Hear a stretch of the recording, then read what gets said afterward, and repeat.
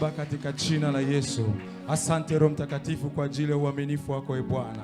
Asante Roho Mtakatifu kwa maana wewe ni mwalimu mwema e Bwana. Asante Mungu kwa ajili ya kibali ambacho Mungu umenipa e Bwana. Baba, isingekuwa neema e Bwana, nisingepata kibali cha kusimama mbele ya watoto wako Bwana. Lakini ni kwa neema yako tu Bwana. Ni kwa kibali ambacho umenipa Bwana. Nami ninalibariki jina lako kwa maana unanitumia kama chombo e Bwana. Asante Roho Mtakatifu kwa maana wewe ni mwalimu mwema. Heshima ni za kwako, sifa na utukufu zina wewe Bwana. Asante kwa maana utasema na kila mmoja wetu Bwana. Asante kwa maana utasema na anayetufuatilia kwenye mitandao Bwana. Asante Mungu kwa ajili ya uaminifu wako. Acha nguvu zako zituatamie Bwana. Acha uwepo wako Bwana uende pamoja nasi. Heshima ni za kwako, sifa na utukufu zina wewe Bwana milele na milele. Amen. Amen. Amen. Amen. Naomba tuketi. Amen. Amen. Nashukuru Mungu kwa ajili ya neema hii na kibali alichonipa kusimama mbele yenu. Basi kichwa kinasema vikwazo unavyokutana navyo. Vikwazo unavyokutana navyo visikutoe kwenye nafasi Mungu aliyokupa.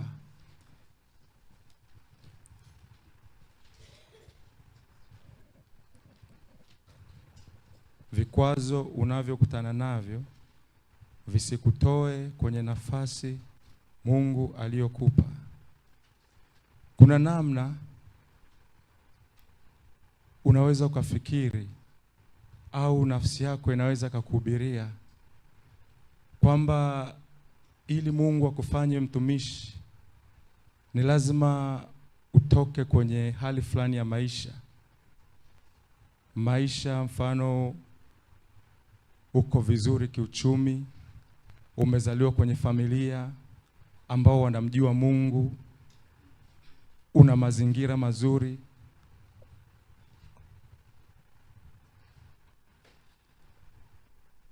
Unaweza ukafikiria hivyo. Kwa hiyo unapokutana na vikwazo, unapokutana na majaribu, unaweza ukafikiri kwamba Mungu anakupiga. Unaweza ukafikiri kwamba Mungu anakupa adhabu.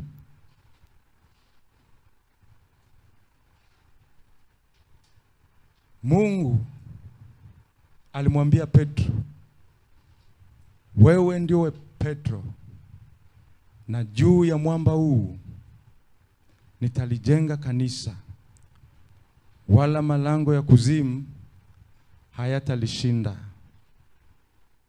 Hiyo ni ile Mathayo 16:18. Wakati anamwambia wewe ndio Petro, alijua yapo malango ya kuzimu. Alijua Petro atakutana na vipingamizi vingi. Alijua Petro atakutana na mashambulizi. Lakini bado alimwambia malango ya kuzimu hayatalishinda ili kanisa. Vikwazo unavyokutana navyo visikufanye uone kwamba Mungu amekuacha. Visikufanye uone kwamba Mungu amekukataa. Wapo watumishi wakubwa. Naomba tuwaone. Yeremia 15 mstari wa 10. Sara, Yeremia 15 mstari wa 10. Yeremia sura ya 15 na mstari wa 10, nao unasema, ole wangu mama yangu, kwa kuwa umenizaa mtu wa kuteta na mtu wa kushindana na dunia yote. Mimi sikukopesha mmoja wao, mimi sikukopesha kwa riba, wala watu hawakunikopesha kwa riba, lakini kila mmoja wao hunilaani. Amina. Yeremia aliambiwa na Mungu, kabla sijakuumba kwenye tumbo la mama yako nalikujua, na kabla hujatoka tumboni mwa mama yako nalikutakasa. Nimekufanya kuwa nabii wa mataifa. Lakini hapa tunaona Yeremia analalamika. Anasema nimekuwa mtu wa kuteta na dunia yote. Kila mtu anayeniona ananilaani. Kila mtu anayeniona ananisema vibaya. Mara ngapi kwenye kazi yako Mungu amekuita? Mungu amekuita kwenye hiyo nafasi, lakini umekutana na vikwazo. Unaanza kulalamika. Unasema kama Mungu angenipa hii nafasi, mbona watu wananisema vibaya? Mbona kama kila mmoja yuko kinyume changu? Mbona nimekutana na vikwazo hivi? Mungu kama umeniita, mbona ninakutana na changamoto hizi? Unaweza ukafikiri Mungu amekukataa. Yeremia anafika mahali anasema ole wangu mama yangu kwa kuwa umenizaa. Ina maana alitamani hata asizaliwe. Mara ngapi unakutana na vikwazo. Unasema kwa nini nimezaliwa? Kwa nini leo ninaishi? Kwa nini ninaishi ninakutana na changamoto hizi? Kwa nini watu wananipinga? Nimewafanya nini? Yeremia anasema watu ninateta, watu wananipinga. Kila mmoja wao ananilaani dunia nzima. Mara ngapi umekutana na vikwazo? Mara ngapi umekutana na vipingamizi? Unasema kwa nini Mungu? Kama Mungu umeniita. Kama Mungu umeniita. Yeremia, kabla hujaingia kwenye tumbo la mama yako ninalikujua. Yeremia, hujajiita. Yeremia, hujajiweka kwenye hiyo nafasi. Lakini unakutana na vikwazo. Mungu sio kwamba vioni. Mungu anaona hivyo vikwazo. Mungu anaona wapo unapopita. Anatamani hivyo vikwazo vikutengeneze. Anatamani hivyo vikwazo vikupeleke kwenye kiwango kingine.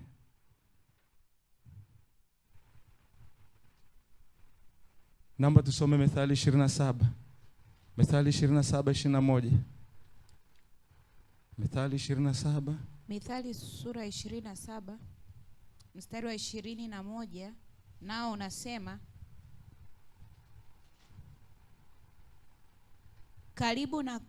karibu ni kwa fedha na tanuru kwa dhahabu, na mtu hujaribiwa kwa sifa zake. Amina. Amen. Amen. Mtu anajaribiwa kwa sifa zake.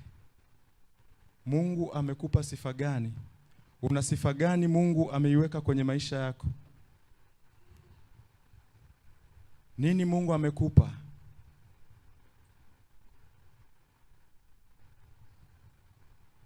Karibu ni kwa fedha na tanuru kwa dhahabu, na mtu hujaribiwa kwa sifa zake. Utumishi Mungu aliokuwekea. Na usije ukamwangalia mtu anamtumikia Mungu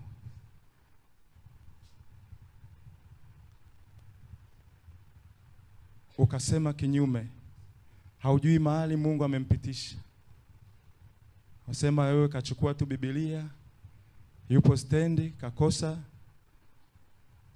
kazi, anatafuta pesa.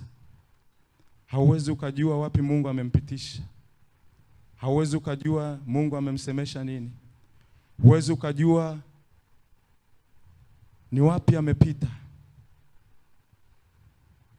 Mtu mmoja alimfuata sonara, akamuuliza, hivi inakuwaje unaitoa, unaona hii dhahabu imeshafaa kutoa kwenye moto? Yule sonara akamwambia, ninaiacha mpaka nitakapojiona, nitakapoona taswira yangu kwenye ile dhahabu, ndipo ninaitoa ile dhahabu. Kuna watu Mungu amewapitisha kwenye moto. Kuna watu Mungu amewapitisha kwa ajili, tumesoma, ni kwa ajili ya sifa. Wewe una utumishi, kuna kiwango unatamani Mungu akupe, au Mungu amekuwekea ndani yako kuombea watu wakapona, kuombea watu wakafufuka. Sifa zako sio ndogo. Hapa tumesoma karibu ni kwa fedha na tanuru ni kwa dhahabu, na mtu hujaribiwa kwa sifa zake. Kama dhahabu inavyopita kwenye tanuru, mtu naye anapitishwa kwenye tanuru kwa sababu ya sifa aliyoibeba. Watu wanakudharau, wanasema ukustahili kwenye hiyo ndoa. Wanakucheka.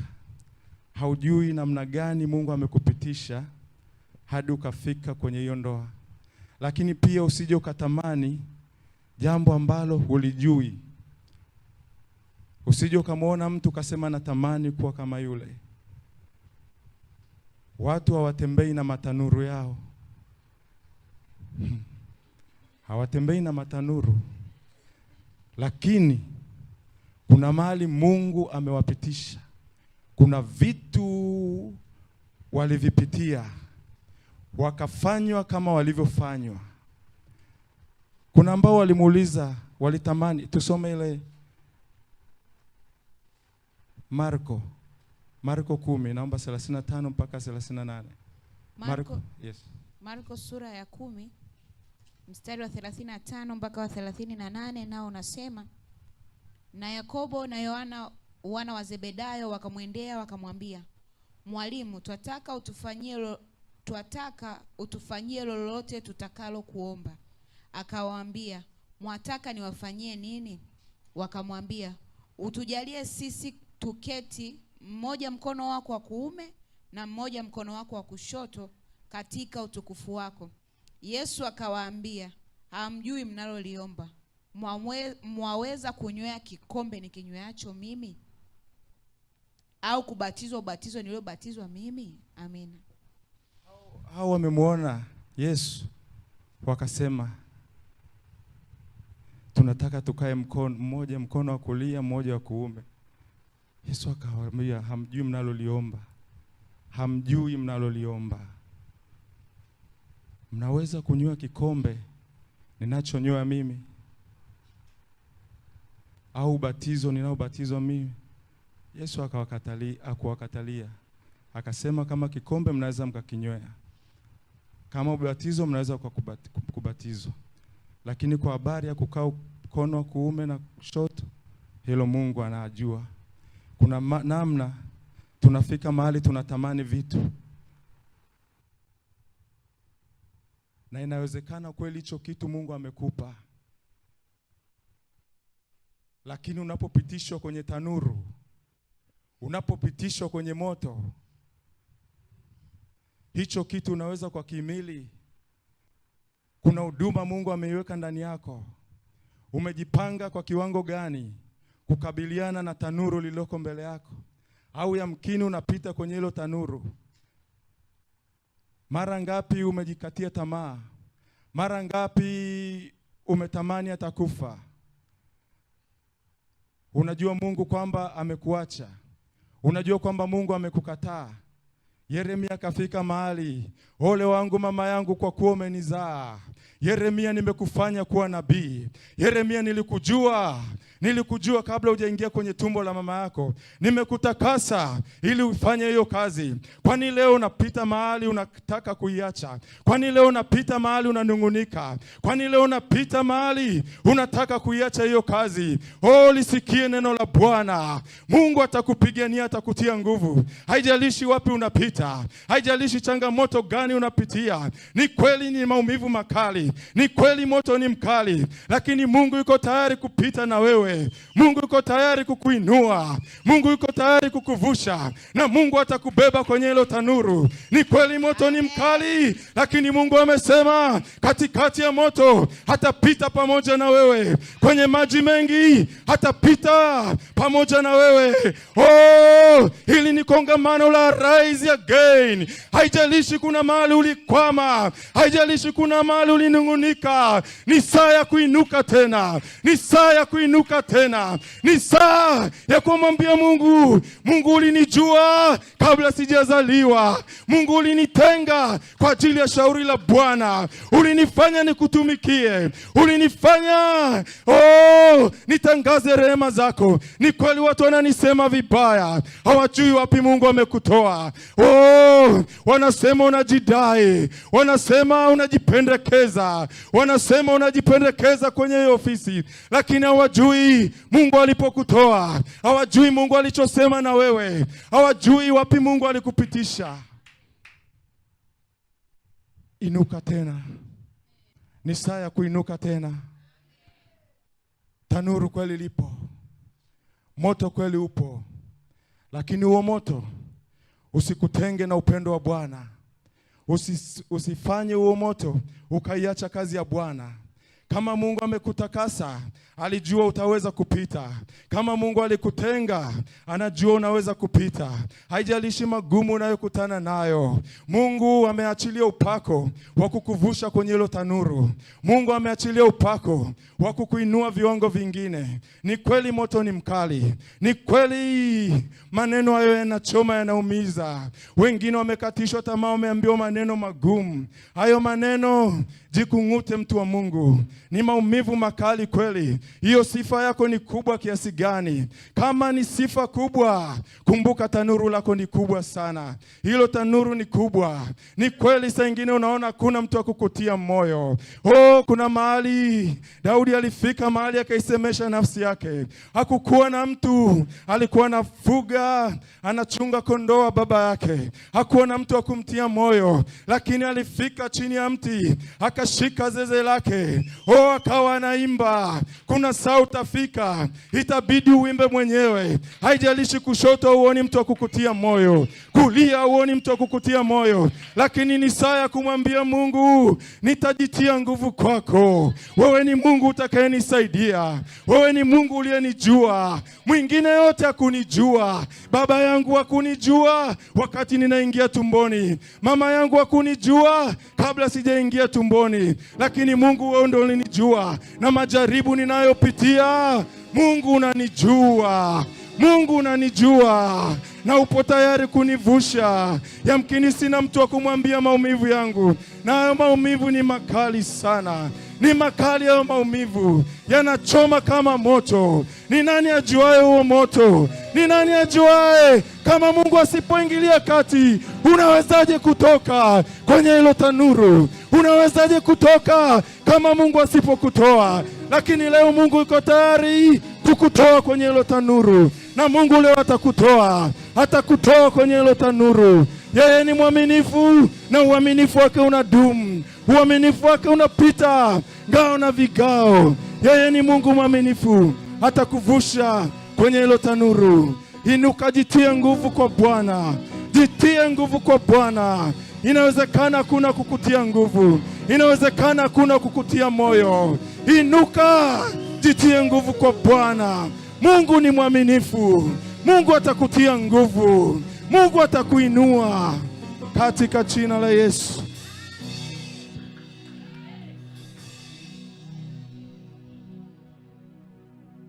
Yeremia 20 mstari wa 9.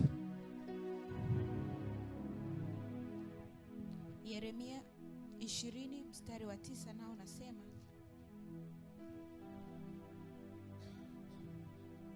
nami nikisema sitamtaja wala sitasema tena kwa jina lake, basi ndipo moyo wangu kumekuwamo kama moto. Basi ndipo moyo wangu kumekuwamo kama moto uwakao uliofungwa ndani ya mifupa yangu, nami nimechoka kwa kustahimili wala siwezi kujizuia. Amina. Amen. Yeremia alifika mahali akasema, nami sitamtaja tena. Kama Mungu umeniita, nimepita kwenye mazito haya. Kama kutaja, siwezi kukutaja tena. Lakini alifika mahali alipoacha kutaja, moyo wake uliumia, uliwaka. Kuna kazi Mungu amekupa mtumishi wa Mungu. Hayo majaribu hayatakufanya uache hiyo kazi ya Bwana. Hayo majaribu hayatakutenga na uso wa Bwana. Utapita kwenye hiyo changamoto, utapita kwenye hivyo vikwazo. Yamkini na wengine wameshaiacha hiyo kazi, lakini bado wanasikia moto. Wanajitahidi kuvumilia huo moto. Huo moto wa Bwana uvumiliki, mtu wa Mungu. Huo moto wa Mungu upo kwa ajili ya kukurudisha. Yeremia alisema nami sitamtaja, lakini alipokataa, aliposema sitamtaja, moto ulizidi kuwaka ndani yake. Mstari wa 11 naomba usome mtumishi. Ile Yeremia, yes, Yeremia 15:11. Yeremia sura ya 15 na mstari wa 11, nao unasema, Bwana akasema, hakika nitakutia nguvu upate mema, hakika nitamlazimisha adui akusihi wakati wa uovu na wakati wa taabu. Amina. Amen. Hakika nitakutia nguvu upate mema. Katikati ya changamoto yote, katikati ya maumivu yote, katikati ya kukataliwa, Mungu anamwambia Yeremia, hakika nitakutia nguvu upate mema. Na leo lisikie neno la Bwana. Umepita kwenye hayo maumivu, umepita katikati ya kukataliwa.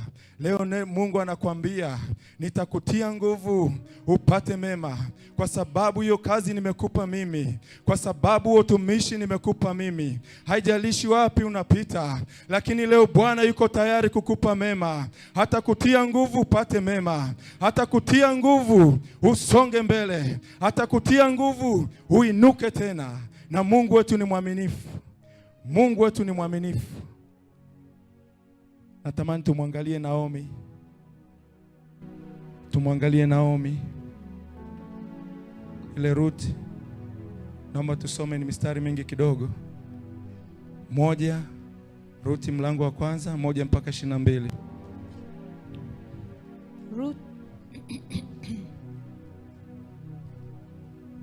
Ruth sura ya kwanza mstari wa kwanza mpaka wa 22, nao unasema, ikawa zamani za waamuzi walipoamua kulikuwa na njaa katika nchi. Akaondoka mtu mmoja wa Bethlehemu ya Yuda, akaenda kukaa katika nchi ya Moabu, yeye na mkewe na wanawe wawili. Na jina la mtu huyo aliitwa Elimeleki, na jina la mkewe Naomi, na majina ya wanawe wawili Maloni na Kilioni, wa Efrathi na Bethlehemu ya Yuda. Wakafika nchi ya Moabu wakakaa huko. Akafa Elimeleki mumewe Naomi, na yule mwanamke akasalia na wanawe wawili. Nao wakaoa wake katika wanawake wa Moabu. Jina la mmoja aliitwa Opa, na jina la wapili aliitwa Rutu. Wakakaa huko yapata miaka 10. Wakafa na Maloni na Kilioni wote wawili. Na huyo mwanamke akawa amefiwa na wanawe wawili na mumewe pia. Ndipo alipoondoka yeye na wakweze ili kurudi kutoka nchi ya Moabu. Maana huko katika nchi ya Moabu amesikia ya kwamba Bwana amewajalia watu wake na kuwapa chakula. Basi akaondoka pale alipokuwapo na wakweze wawili pamoja naye. Wakashika njia ili kurudi mpaka nchi ya Yuda. Kisha Naomi akawaambia wakweze wawili, nendeni sasa mkarejee kila mmoja nyumbani kwa mamaye. Bwana watendee mema ninyi kama ninyi mlivyowatendea mema hao waliofariki, na mimi pia. Bwana na awajalie kuona raha kila mmoja nyumbani kwa mumewe. Kisha akawabusu, nao wakapaza sauti zao wakalia. Wakamwambia, la sivyo, lakini tutarudi pamoja nawe kwa watu wako. Naye Naomi akasema, enyi wanangu, mrejee, kwani kufuatana na mimi, je, ninao watoto wa kiume tena tumboni mwangu, hata wawe waume zenu? Enyi wanangu, mrejee, nendeni zenu, kwa kuwa mimi ni mzee, siwezi kupata mume tena. Kama ningesema natumaini kama ningepata mume hata usiku huu na kuzaa watoto wa kiume. Je, mngesubiri hata watakapokuwa watu wazima? Mngejizuia msiwe na waume? La sivyo wanangu, maana ni vigumu kwangu kuliko kwenu, kwa sababu mkono wa Bwana umetoka juu yangu. Nao wakapaza sauti zao wakalia tena. Na Opa akambusu mkwewe, lakini Rutu akambatana naye akasema, tazama, shemeji yako amerejea kwa watu wake na kwa Mungu wake. Basi urejee wewe umfuate shemeji yako. Naye Rutu akasema, usinisii nikuache, nirejee nifuatane nawe. Maana wewe uendako nitakwenda, na wewe ukaapo nitakaa. Watu wako watakuwa watu wangu, na Mungu wako atakuwa Mungu wangu. Pale utakapokufa nitakufa nami, na papo hapo nitazikwa. Bwana anitendee vivyo na kuzidi, ila kufa tu kutatutenga wewe nami. Basi alipomwona kuwa amekaza nia yake kufuatana naye, aliacha kusema naye. Hivyo hao wakaendelea wote wawili hata walipofika Bethlehemu. Na ikawa walipofika Bethlehemu, mji wote ulitaharuki kwa habari zao. Nao wanawake wakasema, je, huyu ni Naomi? Akawaambia, msiniite Naomi, niiteni Mara, kwa sababu Mwenyezi Mungu amenitendea mambo ya uchungu sana. Mimi nalitoka hali nimejaa, naye Bwana amenirudisha sina kitu. Kwani kuniita Naomi? Ikiwa Bwana ameshuhudia juu yangu na Mwenyezi Mungu amenitesa. Basi Naomi akarudi pamoja na Ruthu Moabi mkwewe, ambao walirudi kutoka nchi ya Moabu, nao wakafika Bethlehemu mwanzo wa mavuno ya shairi. Amina. Amen, amen, amen. Tunaona habari ya hii familia. Kwenye nchi yao kulikuwa kuna njaa. Wakaenda kwenye nchi ambayo kuna chakula. Halikuwa jambo jepesi. Yuko baba, mama, watoto wawili wa kiume. Wameenda kwenye nchi ambayo ina chakula. Kufika kule kwenye hiyo nchi, wale watoto wakaoa, watoto wa kiume wakaoa. Lakini baba akafa. Lakini na watoto wake wa kiume wakafa. Yule mama akabaki yeye na wakwezi. Nasema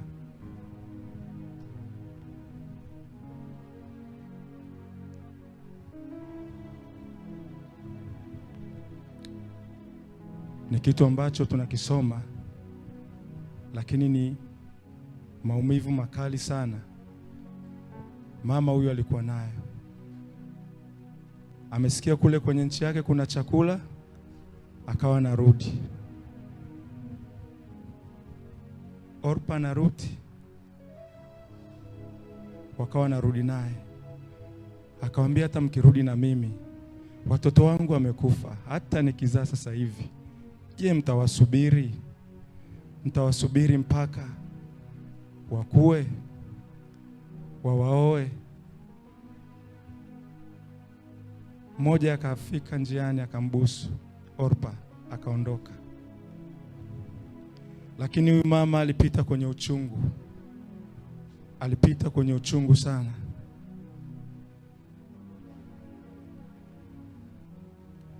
Ule mstari wa 20 na 21. Naomba urudie. 20 na 21. Mstari wa 20 nao unasema, akawaambia, msiniite Naomi, niiteni Mara, kwa sababu Mwenyezi Mungu amenitendea mambo machungu sana.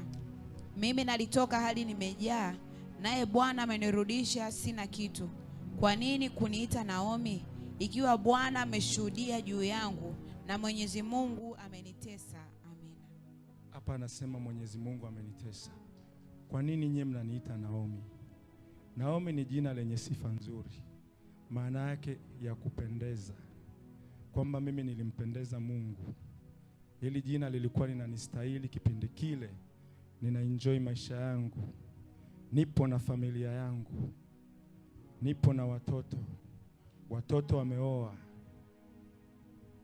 Leo hii kwa nini unaniita Naomi? Msiniite Naomi, niiteni Mara.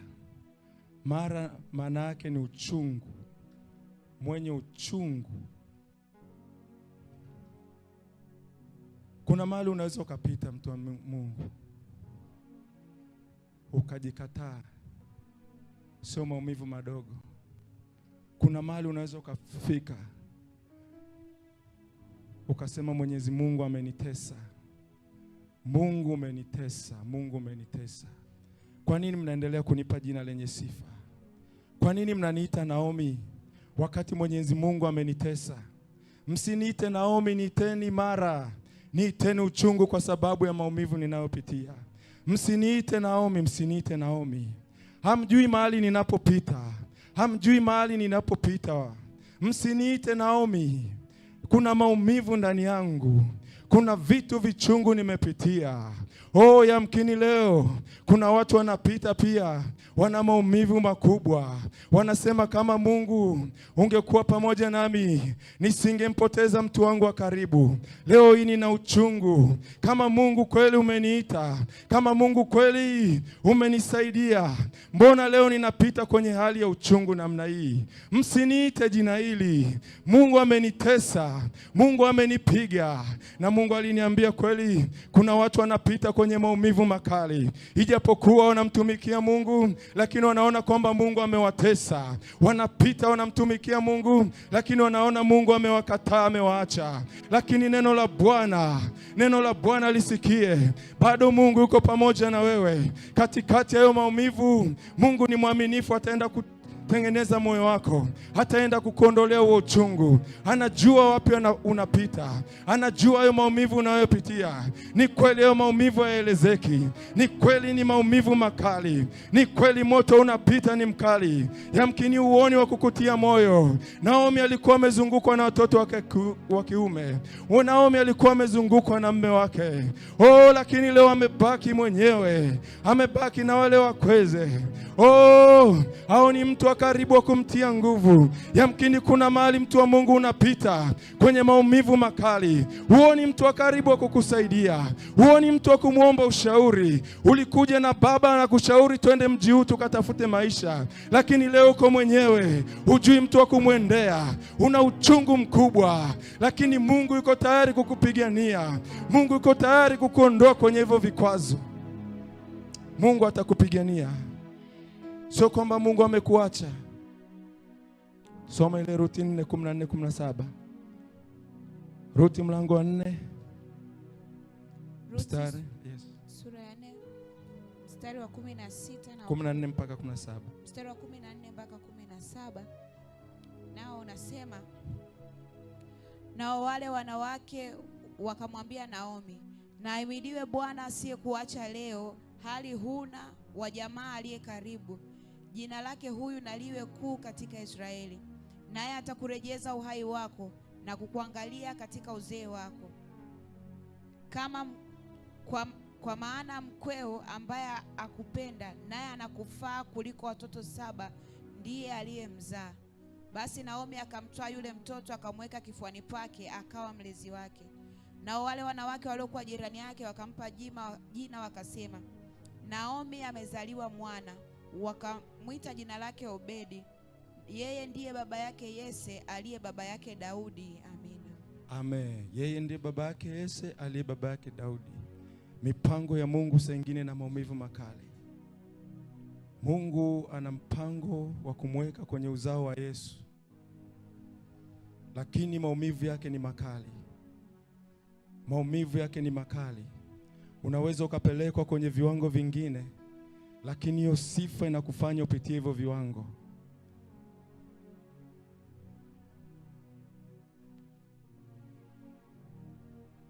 Usifike mahali ukajikataa. Mwambie Mungu, nitastahilishwa na wewe. Wewe ndio utakayenitia nguvu.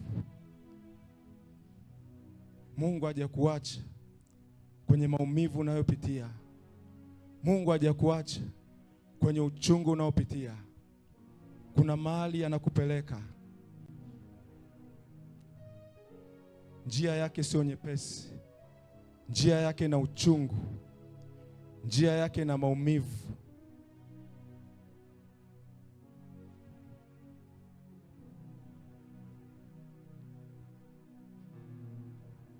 Kuna mambo manne tunaenda kuiangalia. Mambo manne ya kuzingatia katikati ya safari, katikati ya utumishi, katikati ya ndoto Mungu alizoweka ndani yako, ili usije ukatoka, kwa sababu hiyo nafasi ina changamoto, hiyo nafasi ina magumu.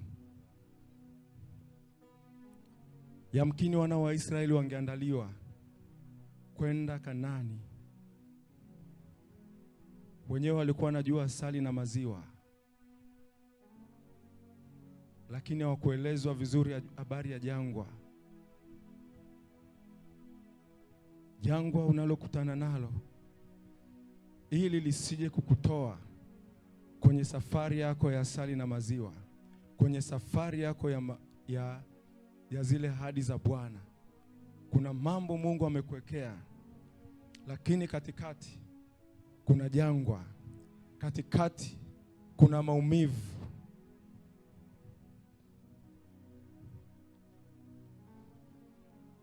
Jambo la kwanza,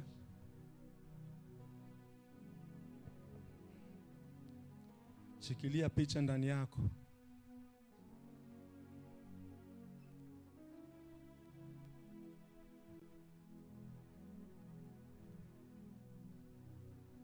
Ile picha Mungu ambayo alikupa, yale maono Mungu aliyokupa, hayo inabidi uyashikilie.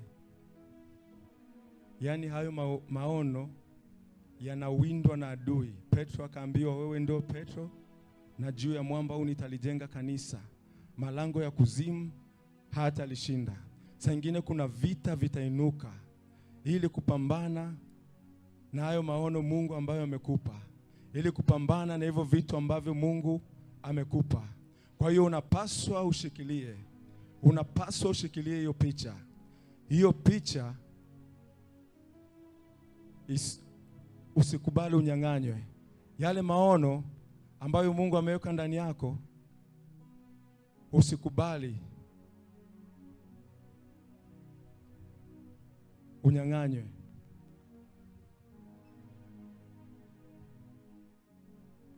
Mtu mmoja akasema ule mtazamo wa ndani ni muhimu kuliko uhalisia. Aliongea Kiingereza, akasema the attitude is more important than the fact. Yaani ule mtazamo wako ndani ni muhimu kuliko uhalisia.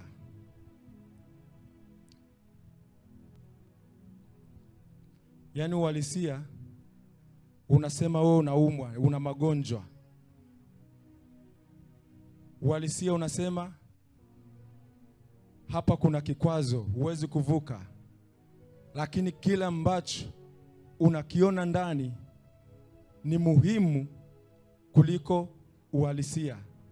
Na kile unachokiona ndani ndicho kitakacho kufanya ufike kwenye maono yako. Haijalishi hizo ruba ambayo unakutana nayo, haijalishi changamoto unayokutana nayo. Tunaweza tukaona watu wengi ambayo ile picha ya ndani, ijapokuwa walipita kwenye kukataliwa, ijapokuwa walipita kwenye maumivu makali,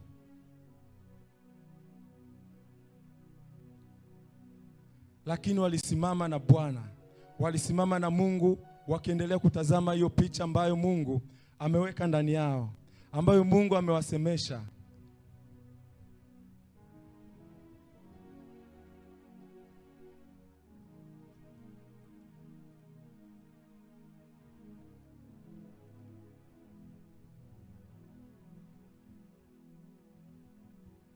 Ibrahim kuna saa alikuwa anatoka nje.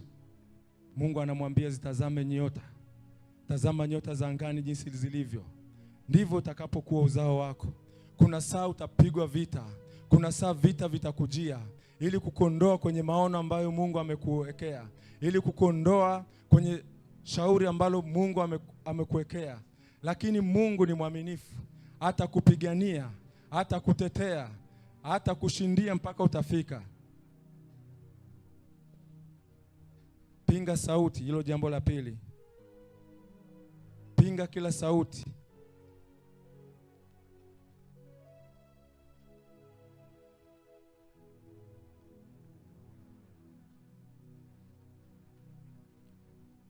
Kila sauti inayokujia. Naomba tusome ile Marko 5:38-41. Marko 5:38-41. Marko sura ya 5 mstari wa 38 hadi 41, nao unasema, akamwambia,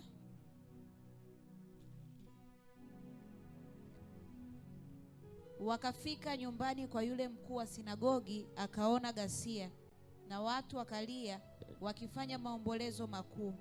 Alipokwisha kuingia, akawaambia, mbona mnafanya ghasia na kulia? Kijana hakufa bali amelala tu. Wakamcheka sana. Naye alipokwisha kuwatoa nje wote, akamtoa babaye yule kijana na mamaye na wale waliokuwa pamoja naye, akaingia ndani alimokuwamo yule kijana.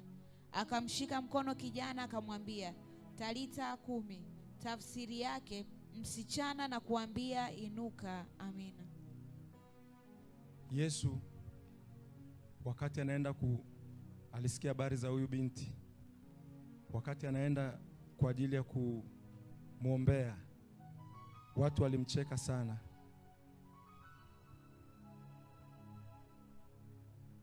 Kuna mambo ambayo Mungu amekuonyesha, wakati unaendea yamkini utazisikia kelele.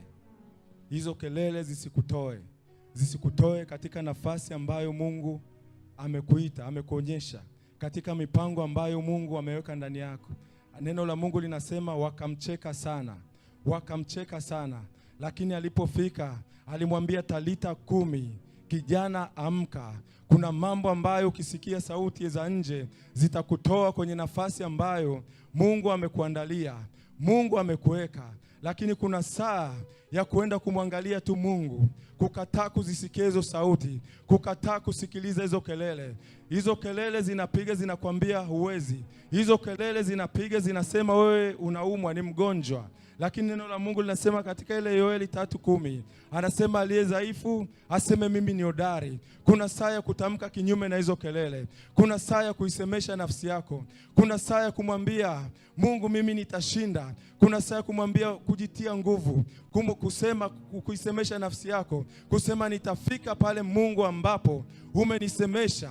Kuna saa ya kuisemesha hiyo nafsi yako. Hizo kelele zisikutoe. Kelele zisikutoe kwenye nafasi ambayo Mungu amekuandalia. Neno la Mungu linasema wakamcheka sana. Huyu mtu ameshakufa.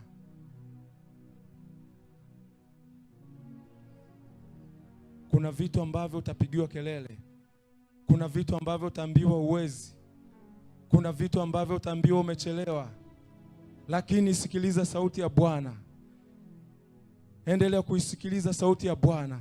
Endelea kumtazama Bwana. Watasema huyu wa kijana ameshakufa, lakini wewe ona kile kitu ndani yako. Watasema umeshafeli, lakini endelea kuangalia kile kitu Mungu ambacho amekusemesha wewe. Endelea kuisikia sauti ya Bwana. Sauti zipo nyingi. Sauti za kutukatisha tamaa zipo. Sauti za kutuambia tumeshafeli zipo. Sauti za kutupigia kelele kwamba sisi ni wagonjwa, sisi ni wadhaifu.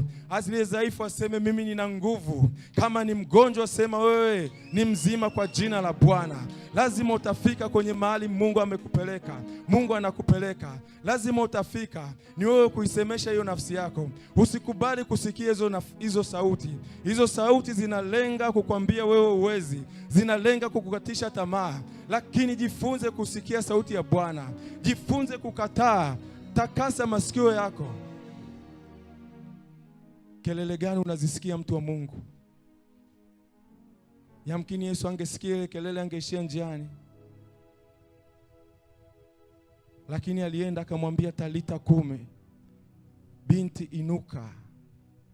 Binti inuka.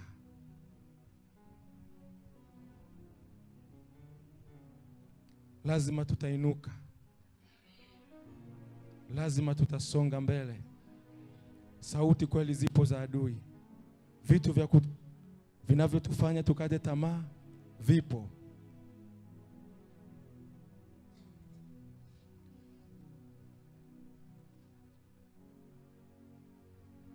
Jambo la tatu,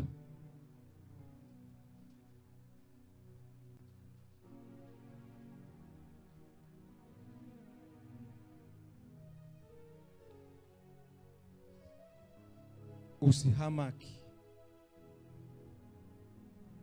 na kuacha kumwangalia Mungu kwa kila alichokusemesha.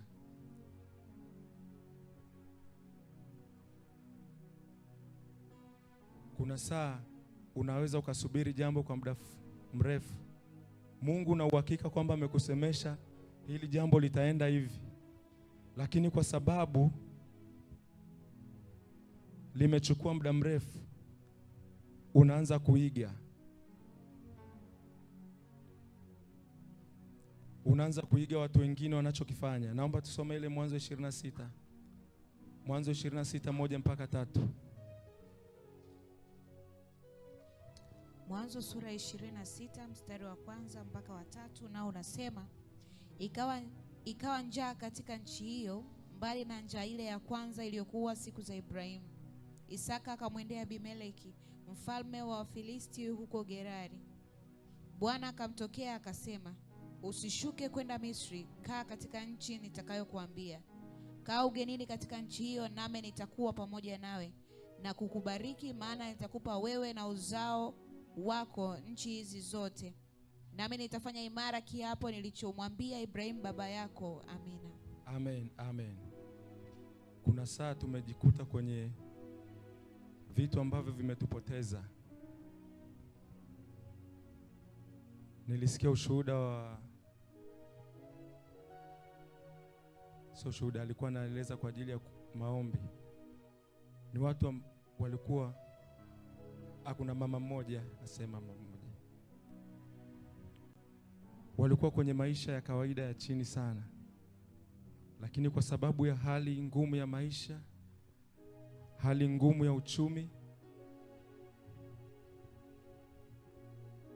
yule mume wake akashawishika kwenda alipoenda, lakini wakamwambia, ukitaka fedha njia ni hii. Akaambiwa kwa habari ya kanisa, kufungua kanisa ili upate fedha za haraka, na ni makanisa ambayo yapo sasa hivi tunakimbilia sana. Sasa yule mke wake anashangaa, baba anaanza kuposti kwenye mitandao habari za neno la Mungu. Kulikoni huyu baba? Lini kwanza ameanza? Mara kafungua kanisa. Kumbe aliambiwa utajiri wako huko hapo. Sasa yule mama alikuwa ni mjamzito. Sikio baba karudi usiku, kaja na kichupa cha dawa. Karudi usiku kakuta mama ameshalala. Kamwamsha, anampa dawa, kaombe hii dawa itakusaidia kwenye hali yako unayopitia. Sasa mama anataka basi awashe taa ili anywe, anaomba hapana, wewe kunywa, kwani uniamini?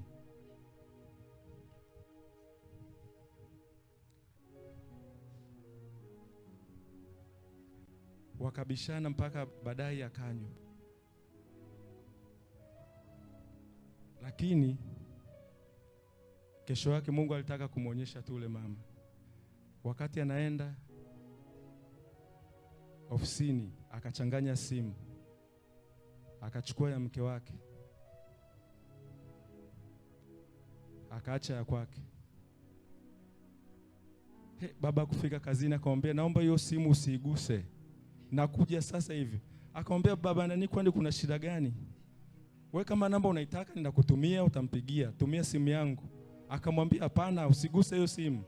Sasa kwa sababu alimwambia vile, mama ndo akasema ngoje niangalie kuna nini. Akakuta masharti aliyopewa ya kumtoa yule mtoto sadaka mimba. Mtoto wa kwanza aliugua sana, lakini yule mama alikuwa ni mtu wa kutafuta maombi, hakufa. Lakini wakamwambia utatoa huyu aliyoko tumboni.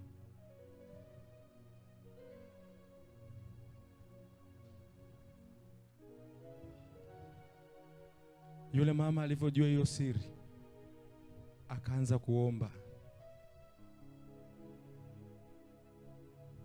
ni vitu ambavyo jamii inapitia sasa hivi. Unaposubiri kusudi la Bwana, unapongoja shauri la Bwana, mama, usije ukamfanya mume wako akaanza kutafuta fedha ambayo sio sahihi. Hiyo fedha haitakusaidia. Kumngoja Bwana sio kitu rahisi. Kungoja wakati wa Bwana sio kitu kizirahisi. Ile familia ilikuja kusambaratika kwa sababu ni kweli baba alikuwa anapata pesa, lakini familia haina amani. Nyumba imevurugika. Mama akasema, niko tayari kuacha kila kitu, nitaondoka na watoto kama nyumba yako na anaenda kuanza mmoja. Akasema siko tayari kuishi na mtu ambaye anatafuta msaada kwa shetani. Kumsubiri Bwana, kutokuiga njia za Bwana saa nyingine zina maumivu. Unaona mtu anafanya biashara inachanganya,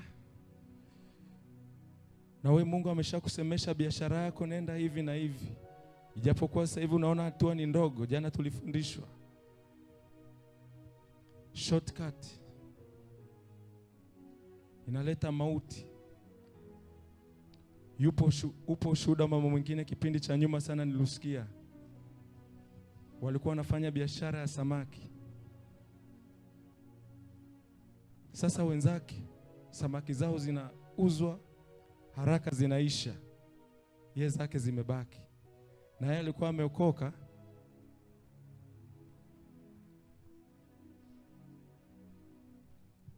Mwenzake akamwambia, kama na wewe unataka nikupeleke. Na kweli alivyopelekwa, kapelekwa baharini, kaambiwa nenda na mayai. Ushuhuda niliusikia siku nyingi sana. Kadondoshea mayai kule kwenye bahari, mlango kafunguka, wakaingia. Wakamwambia, we mama, tulikuwa tunakutafuta muda mrefu. Yale maombi yako ulikuwa unaomba yalikuwa yanatutesa, yalikuwa yanatuumiza. Leo umekuja huku. Unapomngoja Bwana, saa nyingine hiyo njia ni kama ina maumivu, lakini Mungu anajua, ana mipango yako. Mungu anakuwazia mema. Na saa nyingine kumsubiri Bwana kuna maumivu. Kuna maumivu utakutana nayo, lakini Mungu ni mwaminifu. Katika wakati wake, hapo hapo anaposema hakuna, Mungu ataitokeza. Hapo hapo anapoona vitu haviendi, Mungu atatokeza hapo hapo.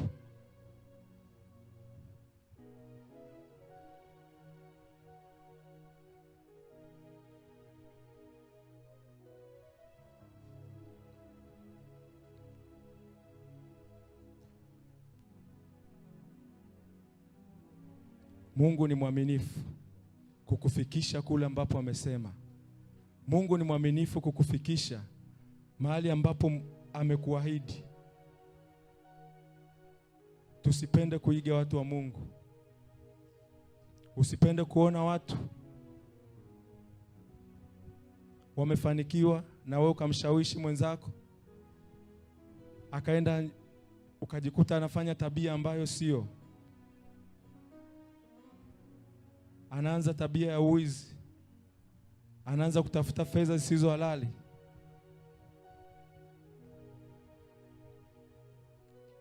Tujifunze kutulia mbele za Bwana. Yeye ni mwaminifu.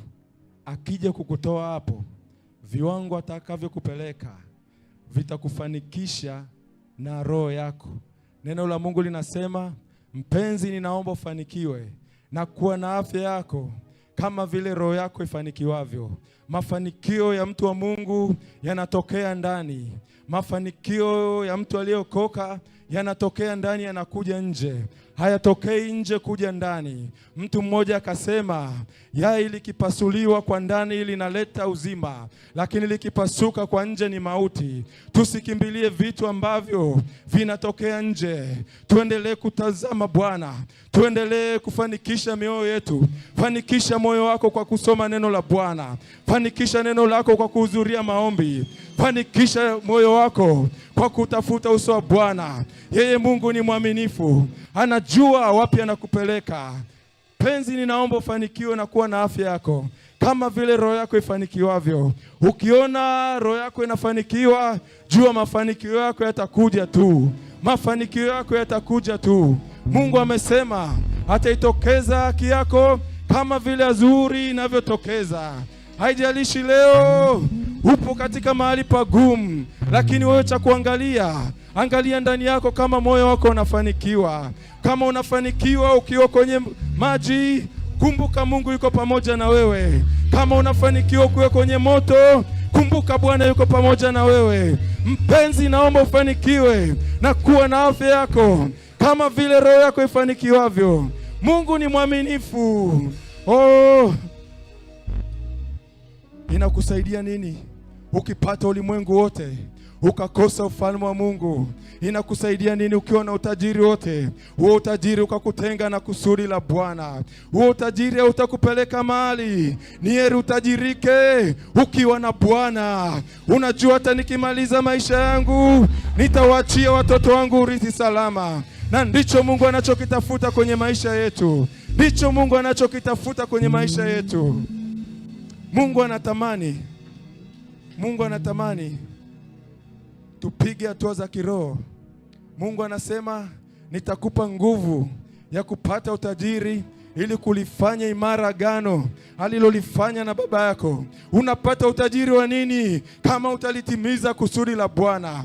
Wako watu wengi leo wanahitaji msaada, wanatamani wapate fedha ambazo zimetoka kwa Bwana. Hizo fedha zitakusaidia nini kama watu wataendelea kuteseka? Hizo mali zitakusaidia nini kama zitakusaidia kupeleka injili? Tumepewa gharama za huduma, tunapaswa tupeleke injili ya Bwana. Mungu akitufanikisha, anatufanikisha kwa ajili ya mpango wake.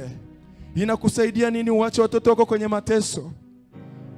Leo kweli umepata fedha, hiyo fedha inakupeleka wapi? Kama utawacha watoto wako kwenye maagano, wanaanza kupambana na mizimu ambao hawajui, wanaanza kupambana na mateso ambao hawajui. Acha Bwana akupe, acha Mungu akufikishe kwenye ahadi yake. Itafanya watoto wako waishi kwa amani, itafanya watoto wako waishi kwa furaha. Hata baada ya maisha yako, watoto wako watakukumbuka, watasema, baba yangu alikuwa anaomba, baba yangu alikuwa anasoma neno la Bwana, ametufundisha katika njia ipasavyo. Haya maisha tukiishi sana ni miaka 120, ni miaka 100. Baada ya hapo itakupeleka wapi hiyo mali? Itakupeleka wapi hiyo fedha? Mungu kama ni utajiri anao, lakini anachotaka utajiri unaotoka ndani, utajiri unaotokea unaoanzia ndani, mali zinazotoka kwa Bwana. Biblia inasema fedha na mali zinatoka kwa Bwana.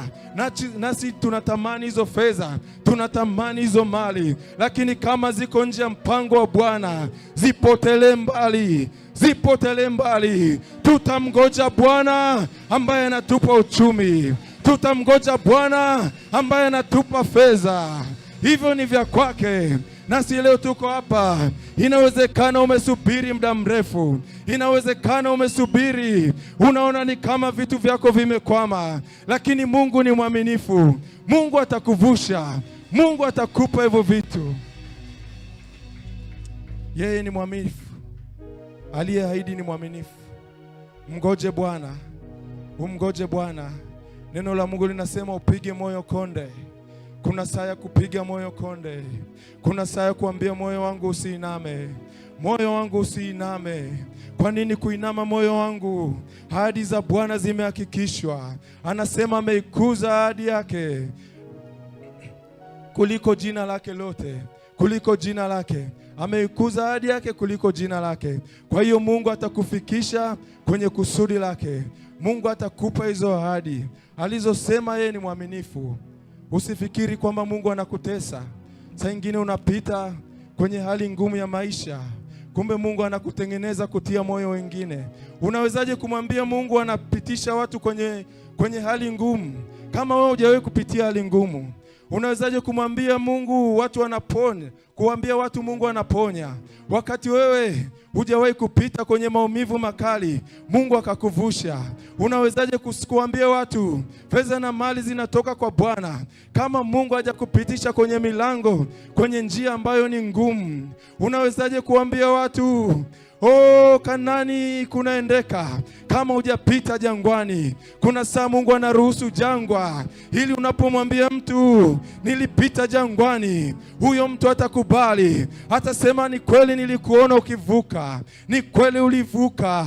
Kuna vizazi vipo nyuma yako, mtu wa Mungu, vinasubiri wewe kupita na wewe ukapate kupita. Ni nani atavusha watoto wako kama ukikwama njiani? Ni nani atainua kizazi chako kama ukifia jangwani? Kuna mahali Mungu anasubiri. Alimwambia Ibrahim, kuna watu wanakuja nyuma yako, wewe ni baba wa imani. Leo tunamsoma Ibrahim kama baba wa imani, lakini hatutaki kusoma mahali alipita Ibrahim. Ibrahim kuna mahali alipita, mahali pa kusubiri, mahali pa kungoja. Wewe unawezaje kuwashuhudia wengine kwamba kuna kumgoja Bwana kama wewe hujaweza kumgoja? Kuna maumivu utapitia, mtu wa Mungu, lakini sio kwa ajili yako mwenyewe. Kuna vizazi vinakuja nyuma yako. Acha hivyo vizazi vipone kwa ajili yako, mtu wa Mungu. Acha Mungu akutie nguvu. Acha miguu yako ipewe stamina. Acha miguu yako itiwe nguvu. Hivyo vizazi visife, mtu wa Mungu. Watoto wako wanatakiwa kuvuka.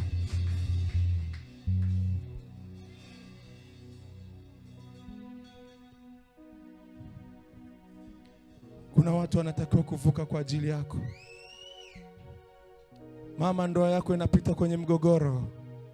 Usifikiri Mungu haoni.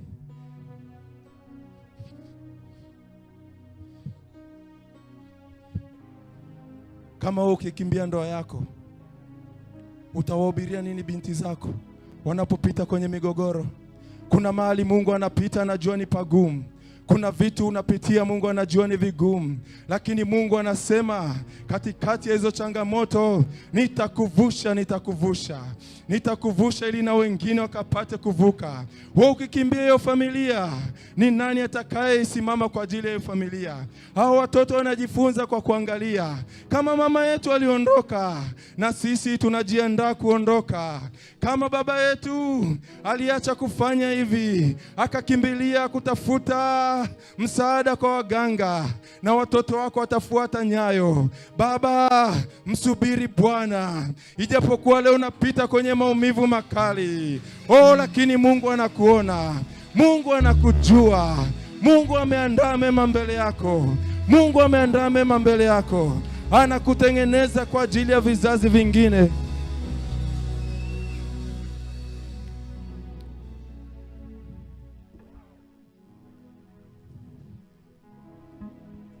Ni lazima tujifunze kumwangalia Bwana.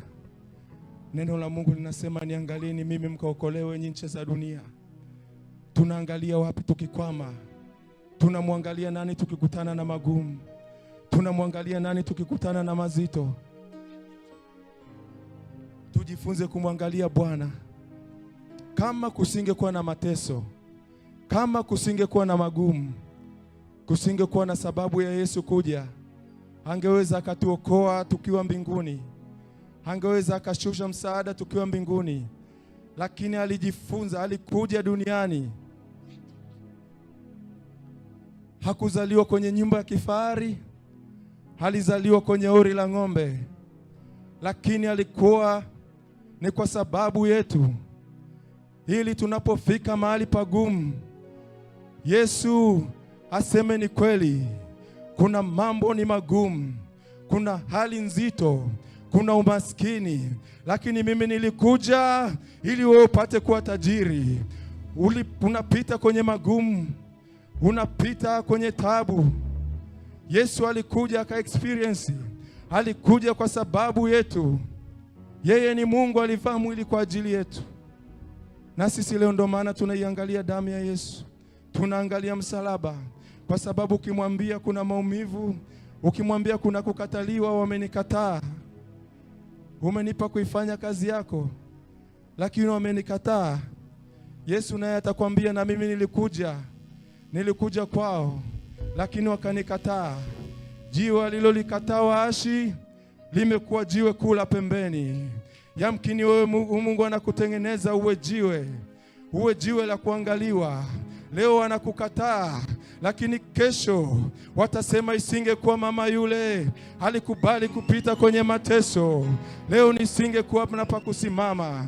Isingekuwa baba yule alijua kumsubiri Bwana, leo hii tungepotea.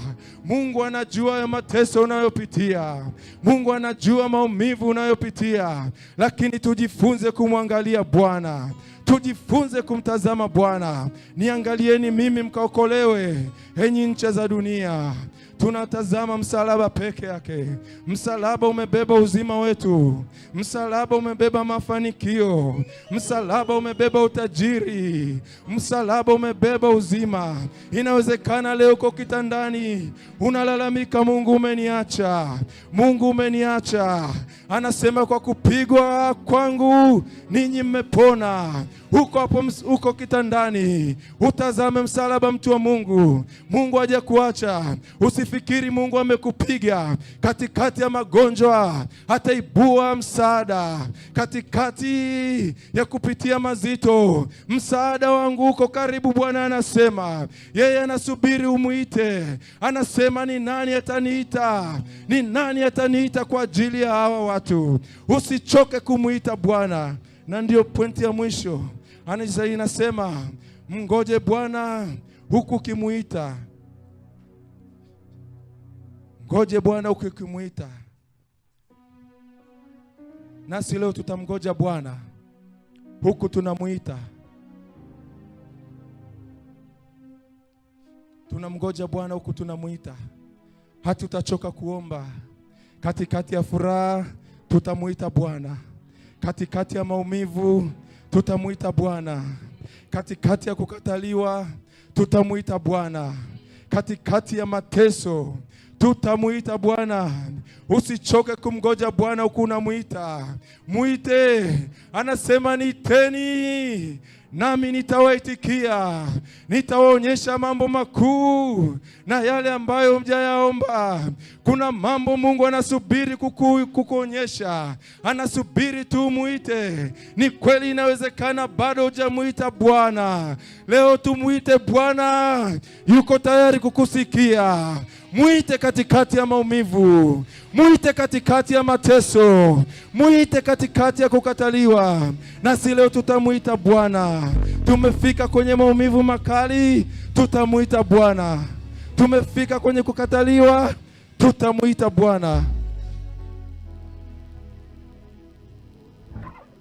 Kuna mambo ya rohoni hata ukimwelezea mwanadamu hawezi akakuelewa. Kuna mazingira unayopitia yenye maumivu, lakini chanzo chake ni katika ulimwengu wa roho. Magereza kina Yusufu yalikuwa yanajulikana, walipelekwa kabisa gerezani. Paulo na Sila yalikuwa ni physical magereza, wamepelekwa. Wakina Yohana Mbatizaji walipelekwa kwenye magereza ambayo yanaonekana. Kuna magereza yasiyoonekana.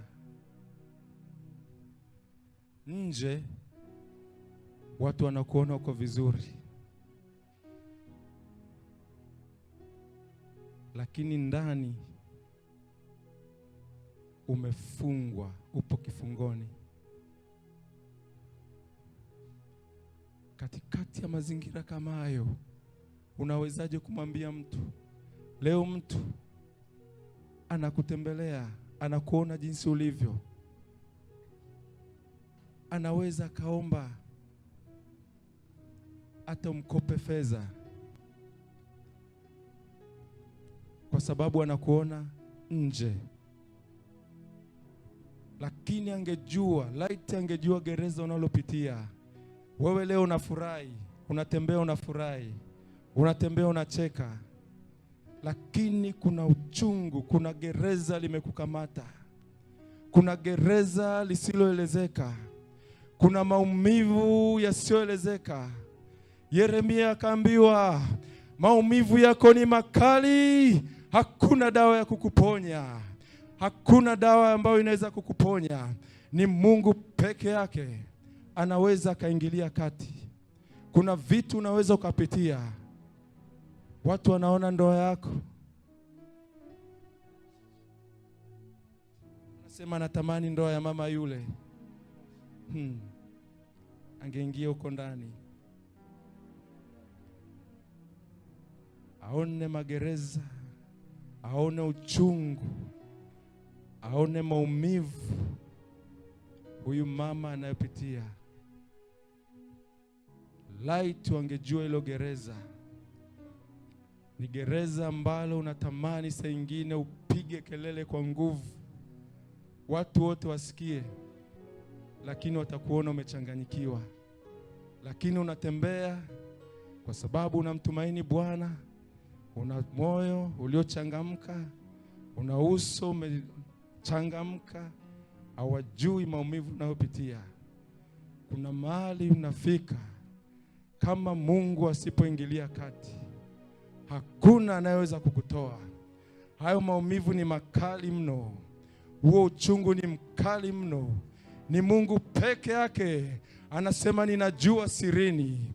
Hayo maumivu huwezi ukamwelezea baba yako akaelewa, huwezi ukaelezea watoto wako akaelewa, huwezi ukamwelezea jirani akaelewa, huwezi ukamwelezea mchungaji akaelewa. Saa nyingine watakuona hata kanisani huwezi kwenda, watasema huyu mtu leo anapitia wapi, ameacha kwenda kanisani, leo anapitia wapi, ameacha kumtumikia Mungu. Lakini ujui mahali unapitia. Hawaoni, wataendelea kukulalamikia, wataendelea kukusema vibaya. Lakini laiti wangejua gereza unaopitia. Jamani, ninatamani kwenda kanisani lakini nimefungwa. Jamani, ninatamani kutoa lakini nimefungwa. Jamani, ninatamani kutumika lakini siwezi. Ripa kandarabosa. Hayo magereza ni machungu, hayo magereza na maumivu. Ni nani anaweza kukutoa kama sio maombi? Kuna saa ya kumuita Bwana peke yake. Unamwambia Mungu, usiponitoa hakuna wa kunitoa, hakuna wa kunitoa. Ni Mungu peke yake atakutoa.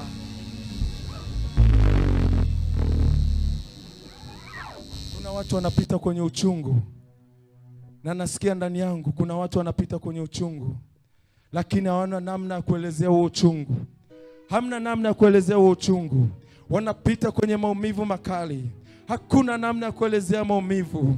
Lakini ni Mungu peke yake anayejua maumivu, anajua alipokutoa, anajua anapokupeleka. Inawezekana tumekutana Chalinze, lakini ujui wapi nimeanzia safari ya kuelekea Arusha. Ujui nimetokea wapi tukakutana kwenye kituo. Ujui ni wapi nimeanzia safari, mtu wa Mungu. Ujui ni wapi, hawajui ni wapi Mungu amekutoa. Yamkini ulikuwa kwenye shimo, Mungu akakutoa huko. Hawajui ulikuwa una mateso, Mungu akakusemesha, akakufikisha kwenye hicho kiwango. Leo hii wanakusema, hawajui chanzo chako, hawajui ni wapi Mungu anakupeleka. Huo uchungu Mungu yuko tayari kukuondolea, na ndio lengo la kongamano hili. Arise again, inuka tena. Kuna mahali umefika, hauoni mtu wa kukupigania, hauoni mtu wa kukutetea. huo uchungu umekuwa ni mkubwa, hayo maumivu yamekuwa ni makali, lakini leo Bwana mesema tumsubiri Bwana, tukimuita tutaliita jina la Bwana, tutaliita jina la Bwana, nasi tutakuwa salama. Amen, amen, amen. Ulisema naposhindwa nikuite, hivi leo nakuita nisikie. Usiende mbali nami, usiniache peke yangu, Mungu wangu unio. Hebu kanisa peke yetu mwambie Bwana, ulisema